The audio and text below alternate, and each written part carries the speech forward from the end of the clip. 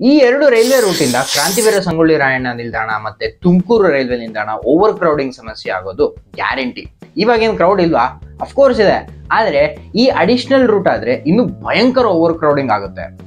ಕರ್ನಾಟಕದಲ್ಲಿ ಸದ್ಯಕ್ಕೆ ಇರೋ ರೈಲ್ವೆ ಟ್ರ್ಯಾಕ್ ನ ನೋಡೋಣ.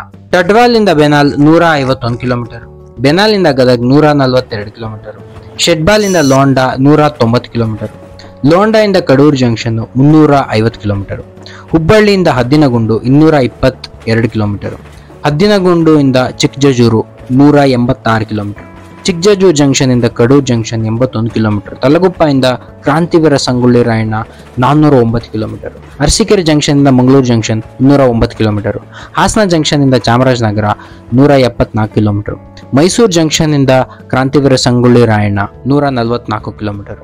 ಹಾಗೆ ತುಂಗಭದ್ರಾ ಇಂದ ಅಮರಾವತಿ ಮತ್ತೆ ಆಂಧ್ರ, ತಮಿಳುನಾಡು, ಚಿಕ್ಕಬಳ್ಳಾಪುರ ಇಂದನೂ ಕನೆಕ್ಷನ್ ಇದೆ. ಇದರ ಜೊತೆ ಕನಕಪುರಗೆ ಒಂದು ಪ್ರಪೋಸ್ಡ್ ಅಡಿಷನಲ್ ರೂಟ್ ಇದೆ. ಇದು ಆದ್ರೆ ಬೆಂಗಳೂರಿನ ಔಟರ್ ರಿಂಗ್ ರೋಡ್ ನ ಟ್ರಾಫಿಕ್ ಕಮ್ಮಿ ಆಗುತ್ತೆ. Hejjala Chamarajanagar via Kanakapura track route ನ ಅನಲೈಸ್ ಮಾಡೋಣ. ನಾವು ಸದ್ಯಕ್ಕೆ ಬೆಂಗಳೂರಿಂದ ಚಾಮರಾಜನಗರಕ್ಕೆ ಟ್ರೈನ್ ಅಲ್ಲಿ ಹೋಗ್ಬೇಕಂದ್ರೆ ಅಥವಾ ಸತ್ಯಮಂಗಳಂಗೆ ಹೋಗ್ಬೇಕಂದ್ರೆ ಬೆಂಗಳೂರು ನಾಯಂಡಹಳ್ಳಿ ಕೆಂಗೇರಿ ಮೇಲೆ ರಾಮನಗರ, ಮಂಡ್ಯ, ಮೈಸೂರು ಮೂಲಕ ಚಾಮರಾಜನಗರಕ್ಕೆ ರೀಚ್ ಆಗ್ಬೋದು. 37 ಸ್ಟೇಷನ್ಸ್ ಬರುತ್ತೆ, 174 ಕಿಲೋಮೀಟರ್ ಆಗುತ್ತೆ. ಆದ್ರೆ ನಾವು ರೋಡ್ವೇ ಮೂಲಕ ಹೋದ್ರೆ ಶಾರ್ಟೆಸ್ಟ್ ರೂಟ್ 152 ಕಿಲೋಮೀಟರ್ ಆಗುತ್ತೆ. ಸೊ ನೀವೇ ನೋಡ್ದಂಗೆ ಇದು ಸುತ್ತಾಗುತ್ತೆ. ಅದಕ್ಕೆ ಕೆಂಗೇರಿ ಆದ್ಮೇಲೆ ಹೆಜ್ಜಳ ಸ್ಟೇಷನ್ ಬರುತ್ತೆ. ಈ ಪಾಯಿಂಟ್ ಇಂದ ಡಿವಿಯೇಟ್ ಆಗಿ ಕರೇನಹಳ್ಳಿ, ಹಾರೋಹಳ್ಳಿ, ತೊಪ್ಪಗನಹಳ್ಳಿ, ಕನಕಪುರ, ಬೊಮ್ಮನಹಳ್ಳಿ, ಸಾಂತನೂರು, ಹಲಸನಹಳ್ಳಿ, ಮಳವಳ್ಳಿ, ಸಿರಮಳ್ಳಿ, ಹೊಲೆಸೂರು, ಕೊಳ್ಳೇಗಾಲ, ಮಳ್ಳಿಗೆಹಳ್ಳಿ, ಯಳ್ಳಂಡೂರು, ಮಂಗಳ, ಚಾಮರಾಜನಗರ. ಇದು ಒಟ್ಟು 141 ಕಿಲೋಮೀಟರ್ ಆಗುತ್ತೆ. ಸೊ ಡಿಸ್ಟೆನ್ಸ್ 33 ಕಿಲೋಮೀಟರ್ ಸೇವ್ ಆಗುತ್ತೆ ಈ ಪ್ರಾಜೆಕ್ಟ್ ಇಂದ.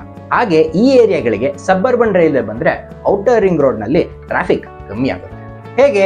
ಈಗ ನಾನು ಬೆಂಗಳೂರಿಂದ ಕನಕಪುರಗೆ ಹೋಗ್ಬೇಕಂದ್ರೆ ಔಟರ್ ರಿಂಗ್ ರೋಡ್ ಮೂಲಕ ಕನಕಪುರ ರೋಡ್ ಮೇಲೆ ನೈಸ್ ರೋಡ್ ಮೂಲಕ ಹೋಗ್ಬೇಕು. ಈ ರೂಟ್ ನಲ್ಲಿ ರಾಮನಗರ, ಮಂಡ್ಯ, ಮೈಸೂರು ಕೂಡ ಬರುತ್ತೆ. ಅದಕ್ಕೆ ಶುಕ್ರವಾರ ಸಂಜೆ ಮತ್ತೆ ಶನಿವಾರ ಮಧ್ಯಾಹ್ನದ ಮೇಲೆ ಇಲ್ಲಿ ಸಿಕ್ಕಾಪಟ್ಟೆ ಟ್ರಾಫಿಕ್ ಇರುತ್ತೆ. ಇಲ್ಲಿ ರೈಲ್ವೆ ರೂಟ್ ಆದ್ರೆ ಅಫ್ಕೋರ್ಸ್ ಇಲ್ಲಿನ ಟ್ರಾಫಿಕ್ ಡಿಸ್ಟ್ರಿಬ್ಯೂಟ್ ಆಗುತ್ತೆ. ಆದ್ರೆ ಈ ಕ್ರೌಡ್ ಡಿಸ್ಟ್ರಿಬ್ಯೂಟ್ ಆಗಿ ರೈಲ್ವೆ ಸ್ಟೇಷನ್ ಕಡೆ ತಿರುಗುತ್ತೆ. ಆ ಕ್ರೌಡ್ ನ ಹ್ಯಾಂಡಲ್ ಮಾಡಕ್ಕೆ ನಮ್ಮ ಬೆಂಗಳೂರಿನ ರೈಲ್ವೆ ಸ್ಟೇಷನ್ಗೆ ಆಗುತ್ತಾ? ಖಂಡಿತ ಇಲ್ಲ. KSR ರೈಲ್ವೆ ಸ್ಟೇಷನ್ ಮೂಲಕ ಪ್ರತಿದಿನ 130ಕ್ಕೂ ಹೆಚ್ಚು ಟ್ರೈನ್ ಓಡಾಡುತ್ತೆ. 3 ಲಕ್ಷಕ್ಕೂ ಹೆಚ್ಚು ಜನ ಈ ಸ್ಟೇಷನ್ ಮೂಲಕ ಬೇರೆ ಬೇರೆ ಜಾಗಕ್ಕೆ ಪ್ರಯಾಣ ಮಾಡ್ತಾರೆ.